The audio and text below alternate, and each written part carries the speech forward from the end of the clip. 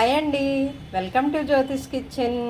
ఈరోజు మన కిచెన్లోని రెసిపీ వచ్చేసి వెజ్ ఐటమ్ అండి, దొండకాయలో మనము కాబూలి చెన వేసి కర్రీ ప్రిపేర్ చేస్తామండి. ఈ దొండకాయలో ఫైబర్ ఎక్కువగా ఉంటుంది, అలాగే కాబూలి చెనలో ప్రోటీన్ ఉంటుంది.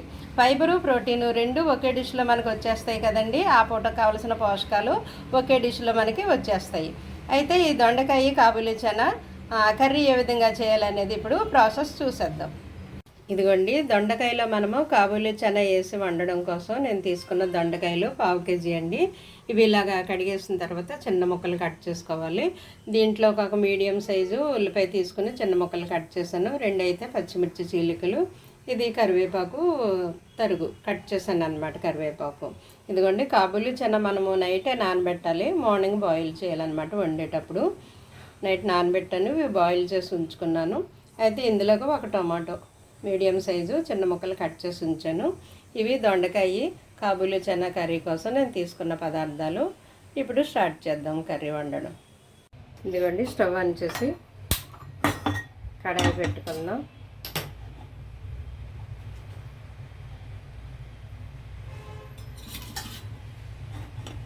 అది హీట్ అయ్యాక ఆయిల్ వేద్దామండి. నేను ఆలివ్ ఆయిల్ వేస్తున్నాను. మీరు ఏ ఆయిల్ వాడితే అది వేసుకోండి మీరు.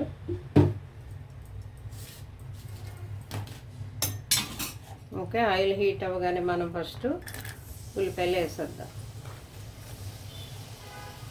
చాలామంది ఆయిల్ బాగా హీట్ అయ్యాక వేస్తారండి, అది సుయ్యమని కిచెన్ అంతా ఆయిల్ స్ప్రెడ్ అయిపోతుంది.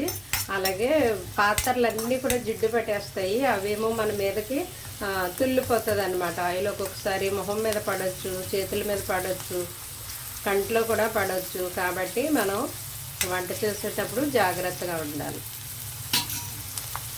మరీ అంత హీట్ అయ్యేదాకా వండకూడదని నా అభిప్రాయం మరి, ఎందుకంటే ప్రమాదాన్ని నివారించడానికి. సరే, ఉల్లిపాయలు వేగేటప్పుడు మనం కొంచెం పసుపు వేద్దాం, అలాగే సాల్ట్ కూడా వేసేద్దాం. కొద్దిగా సాల్ట్, అదే కర్రీకి సరిపడా వేసేస్తాను ఇప్పుడే. అయితే ఇది వేగేటప్పుడే మనం దీంట్లో కొంచెం అల్లం వెల్లుల్లి పేస్ట్ వేస్తే బాగుంటుందండి, టేస్ట్ బాగుంటుంది అనమాట కర్రీకి. ఎందుకంటే దొండకాయలో మనం చింతపండు వేస్తే బాగోదు, వేయకూడదు. అందువల్ల అల్లం వెల్లుల్లి వేస్తే బాగుంటుంది. నేను కొద్దిగా అల్లం వెల్లుల్లి పేస్ట్ వేస్తున్నాను, ఒక 1/2 స్పూను టేస్ట్ కోసం. ఈ అల్లం వెల్లుల్లి కొంచెం అది పచ్చి వాసన పోయేటట్టు మనం వేగనిచ్చి, వేగిన తర్వాత మనం ఇలా వేగుతుంది కదా, ఇది టమాటో వేసేది.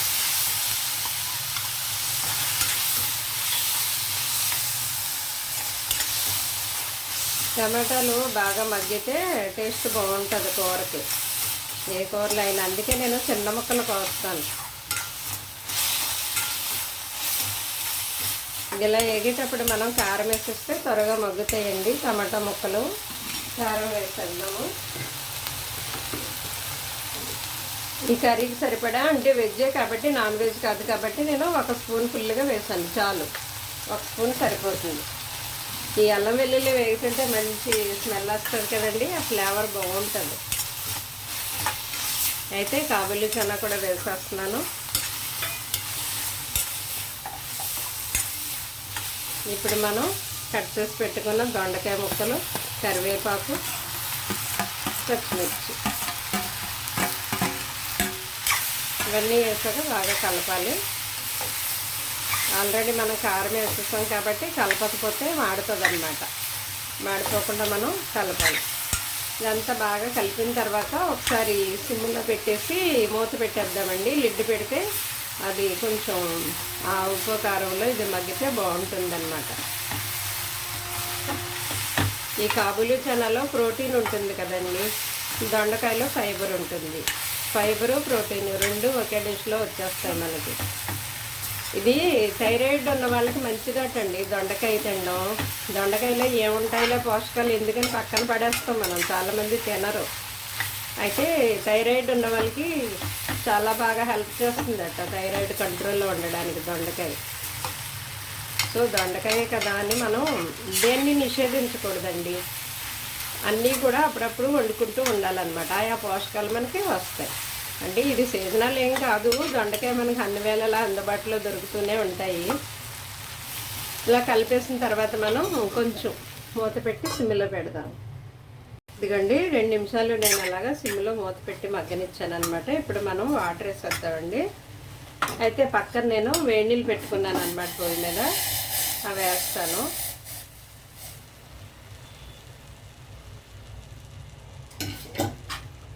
ఇలాగా వేడి నీళ్ళు పెట్టుకుంటే మనకి వంట త్వరగా అయిపోతుందండి. ఇంకా కొంచెం వాటర్ పడుతుంది. ఈ అంచులకున్నది కూడా మనకి ఇలా తీసేస్తే అది మాడిపోకుండా ఉంటుందన్నమాట.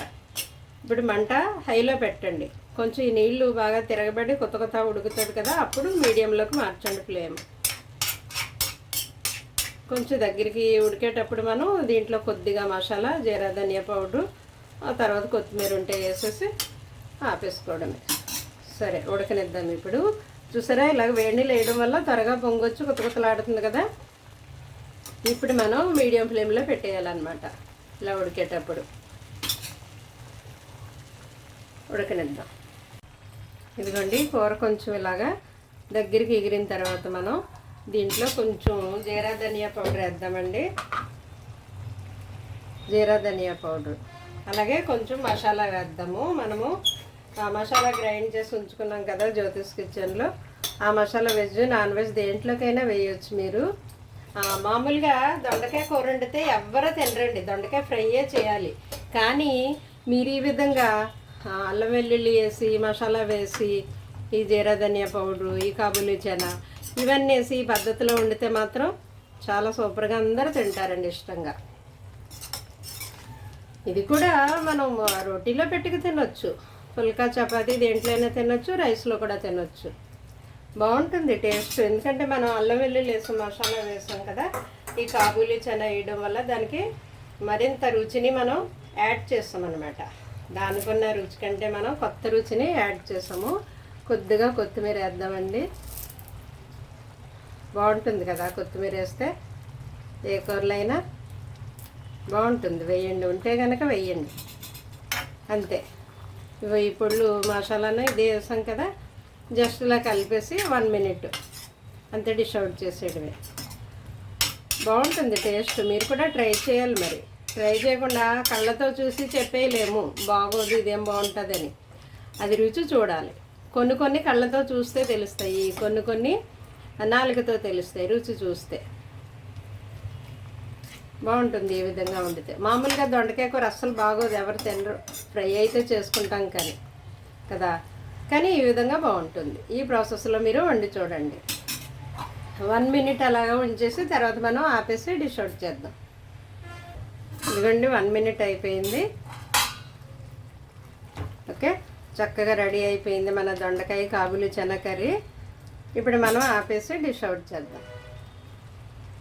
ఇదిగోండి ఫైనల్గా వేడివేడిగా మన దొండకాయ కాబూలి చెనా కర్రీ రెడీ అయిపోయిందండి.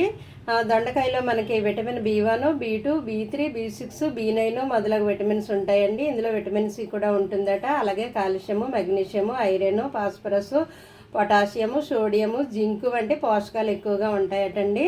మరి దొండకాయ తినడానికి చాలామంది ఇష్టపడరు. ఇందులో అనేకమైన పోషకాలు ఉన్నాయి, మనం ఇప్పుడు తెలుసుకున్నాం కదా.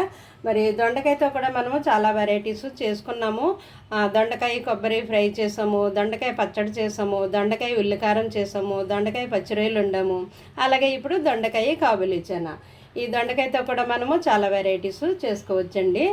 దొండకాయే కదా అని తీసి పడేయద్దు, దీంట్లో కూడా చాలా మంచి పోషకాలు ఉన్నాయి. ఓకే అండి, మన ఫుడ్లో మనము దొండకాయని ఇంక్లూడ్ చేద్దాం, ఆరోగ్యంగా ఉందాం. Thank you.